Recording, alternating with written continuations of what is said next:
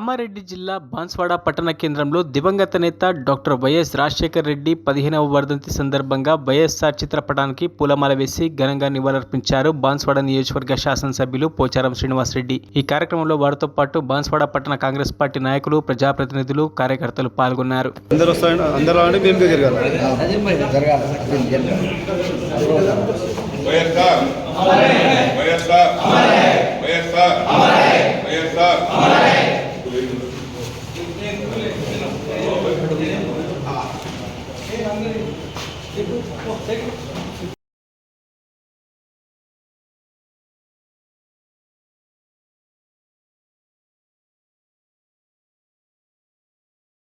మరిన్ని అప్డేట్స్ కోసం మా ఛానల్ని సబ్స్క్రైబ్ చేయండి.